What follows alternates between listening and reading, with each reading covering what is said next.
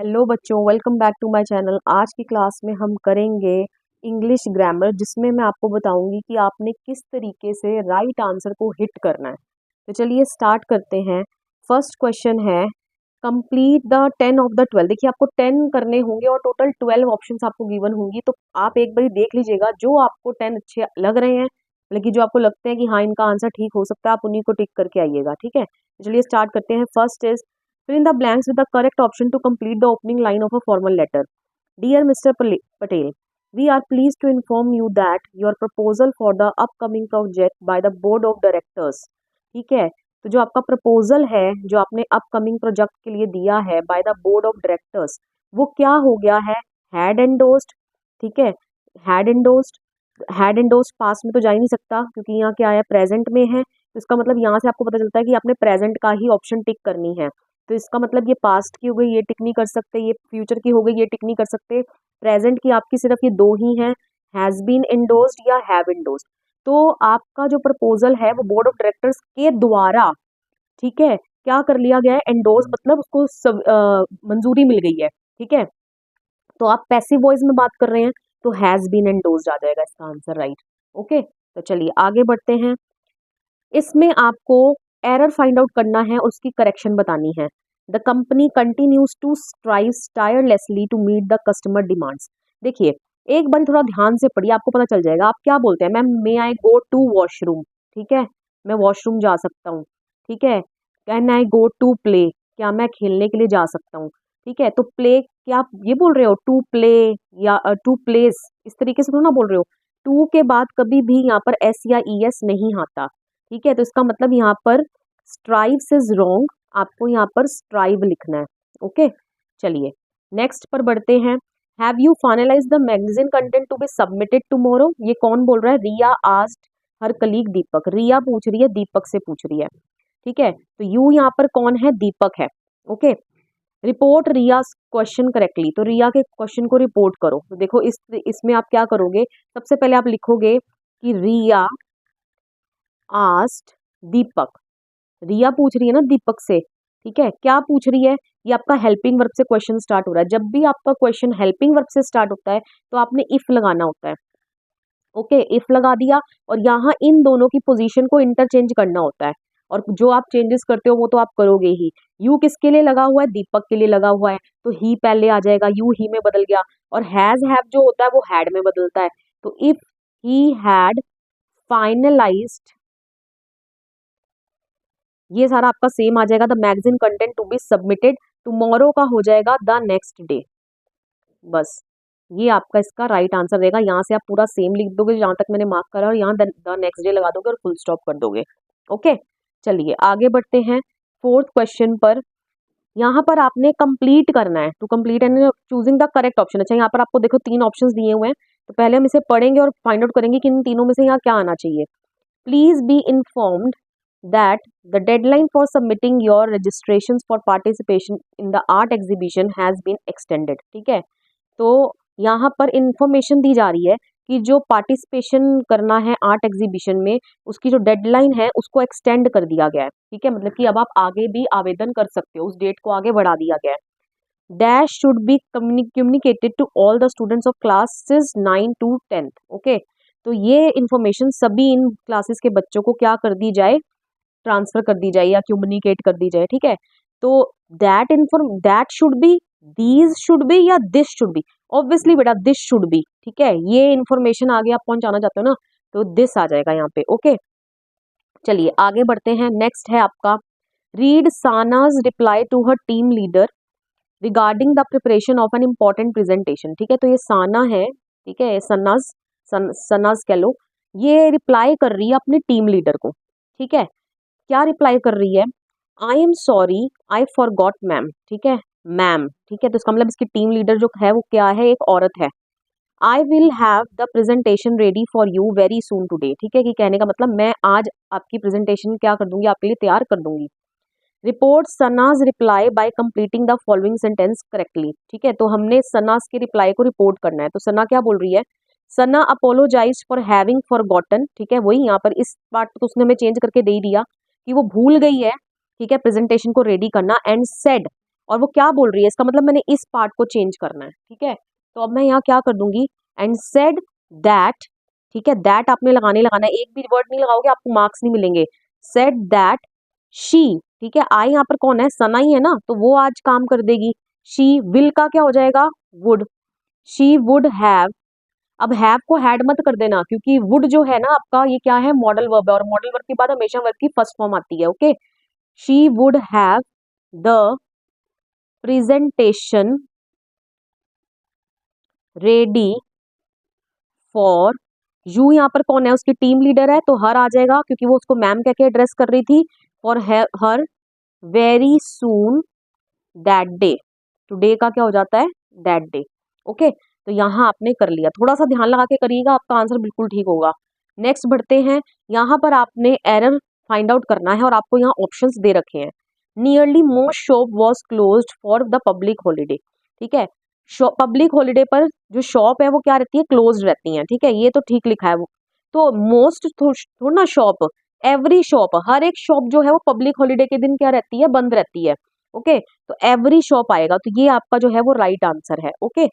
Next आगे बढ़ते हैं, complete the given school announcement by selecting the correct option to fill in the blanks. Good news everyone, our school's robotics team has successfully dash a place in the semifinals, ठीक है, हमारे school की robotic team ने secure कर ली है जगह semifinals में, ठीक है।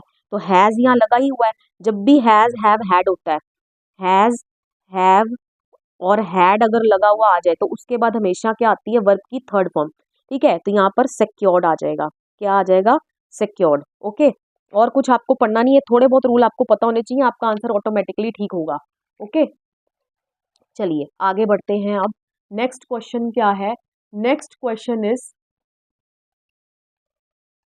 Detect the error and supply the correction given for the observation by a child that need not be that's jacket it's too small, ठीक है। चाइल्ड ने एक चीज ऑब्जर्व करी, मतलब कि उसने अपने डैड की जैकेट देखी, ठीक है, और उसको लग नहीं रहा था कि उसके डैड की जैकेट है, ठीक है।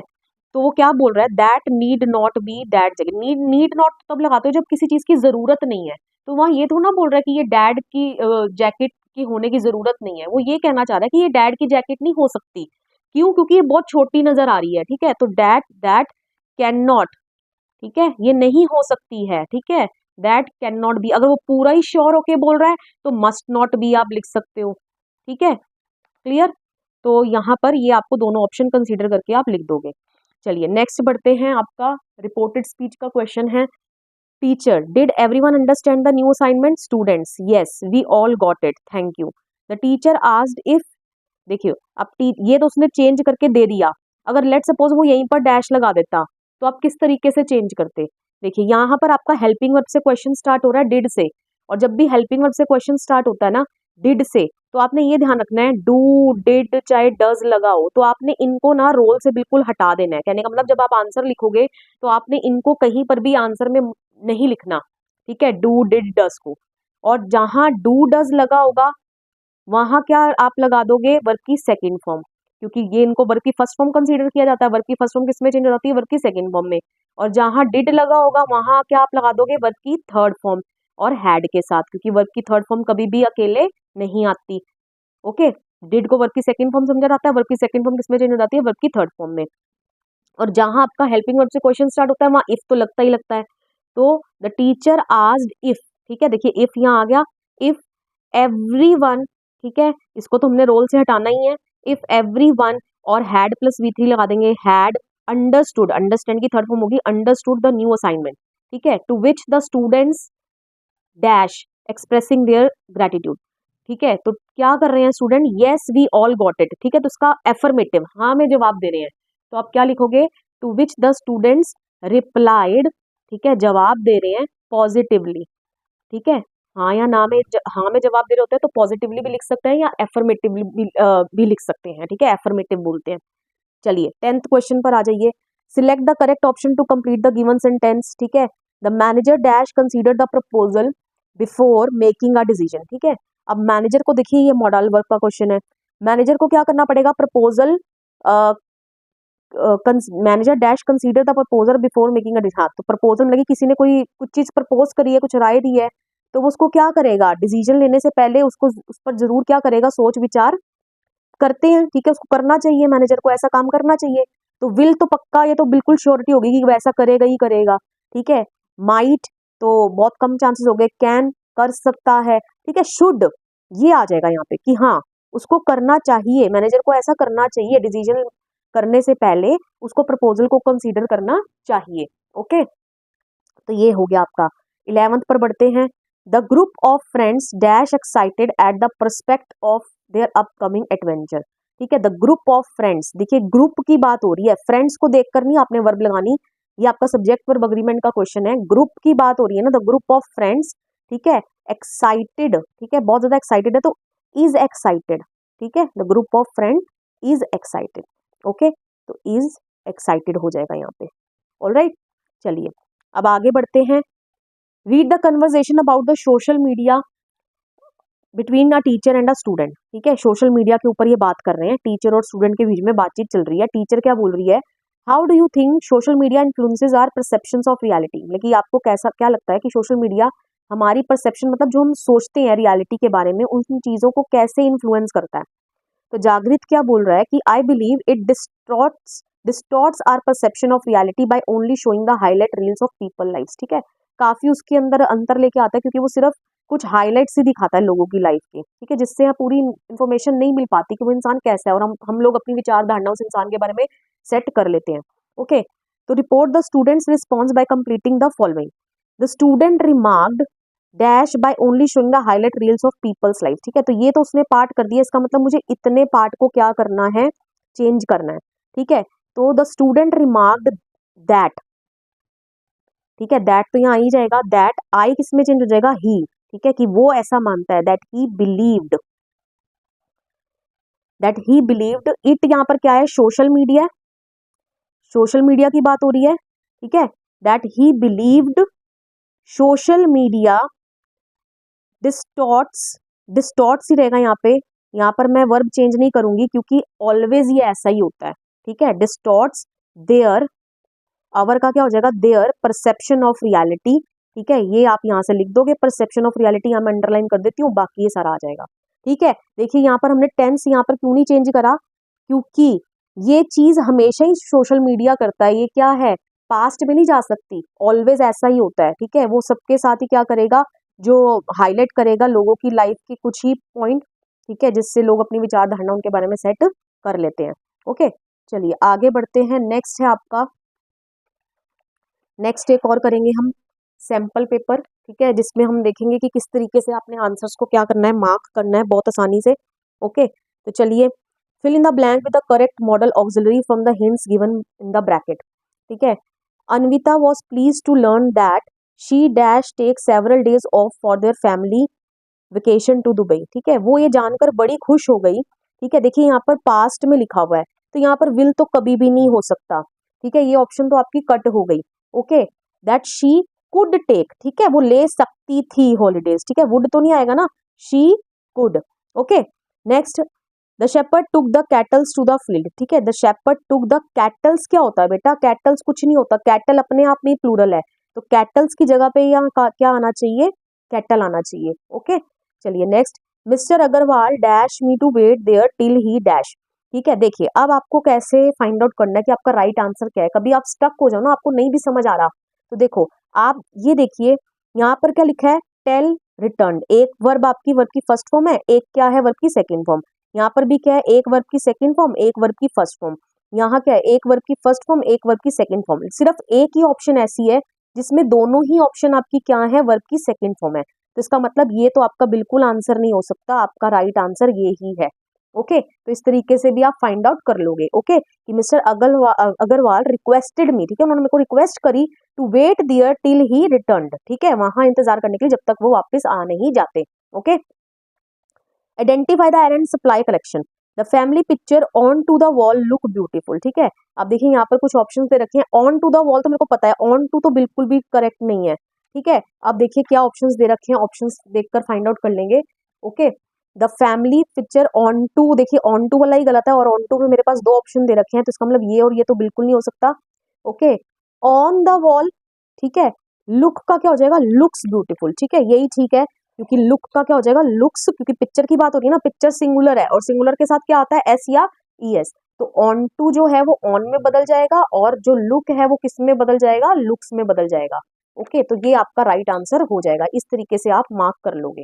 ओके, चलिए नेक्स्ट क्वेश्चन पर बढ़ते हैं।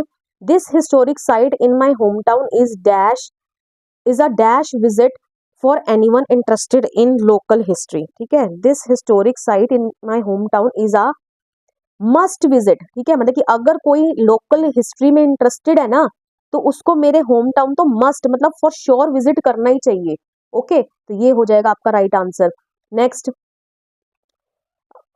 वही करेक्ट फॉर्म ऑफ वर्ब लगानी है आपने, we dash finish our work when my friend showed up, ठीक है, देखिए कभी भी ये आपको सिखाया था, आपने पहले भी ग्रामर पढ़ी होगी तो आपको पता होगा ये आपकी कौन सी फॉर्म लगी हुई है, वर्ब की second form showed up. Okay, तो जब भी यहाँ पर वर्ब की सेकेंड फॉर्म लगी है तो उसके पहले जो भी डैश होता है ना उसमें हैड प्लस वी थ्री लगता है, क्या लगता है, हैड प्लस वी थ्री, या अगर वो यहाँ पर फिल करके दे देता ना हैड प्लस वी थ्री, तो यहाँ वर्ब की सेकेंड फॉर्म लगती। ओके, तो यहाँ पर, और ये कैसे पता चला कि वर्ब की सेकंड फॉर्म है, क्योंकि अगर ये वर्ब की थर्ड फॉर्म होती तो इसके साथ हैज हैव हैड तो जरूर ही आता। ओके, क्योंकि वर्ब की थर्ड फॉर्म कभी अकेले नहीं आ सकती, उसके साथ हैज, हैव या हैड में से कोई आता ही आता है, ये हैंडीकैप की तरह होती है, अपने साथ एक सपोर्टर लेके चलती है। ओके, तो यहाँ पर वर्ब की सेकंड फॉर्म आ गई, इसका मतलब यहाँ पर हैड प्लस वी थ्री तो आएगी ही आएगी, तो इसका मतलब had finish.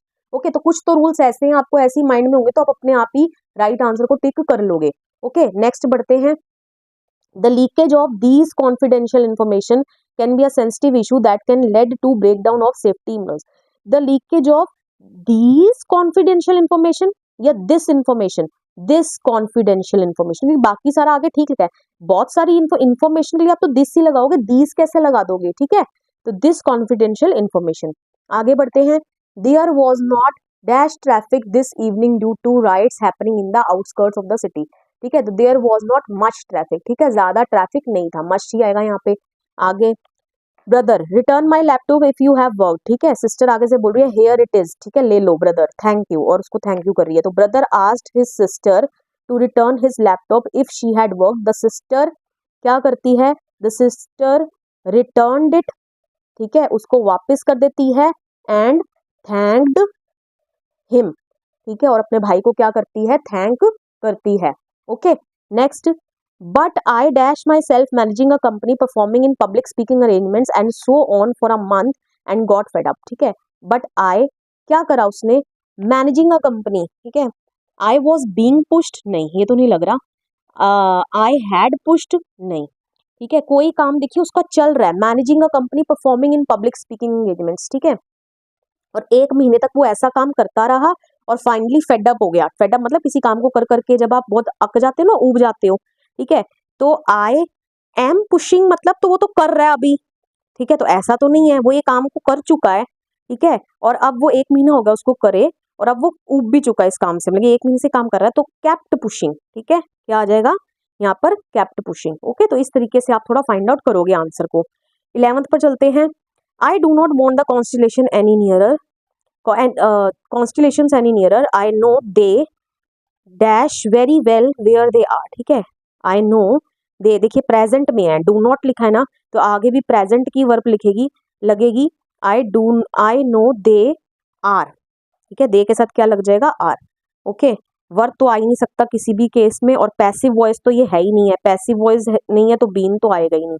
Okay, next, report the sentence to indirect speech, he said I am going to call Alan, ठीक है, तो क्या हो जाएगा, he said that लग जाएगा, I किस में बदल जाएगा, he में, am किस में बदल जाएगा, he was going to call Alan. Direct indirect के तो 3 क्वेश्चन आपके आने पक्के हैं, अगर आपको नहीं भी आते मैं आपके लिए एक अलग वीडियो बना दूंगी जिसमें आपको सिर्फ डायरेक्ट इनडायरेक्ट के क्वेश्चन ही करवा दूंगी, बस उतने कर जाओगे आप, आपके लिए काफी है।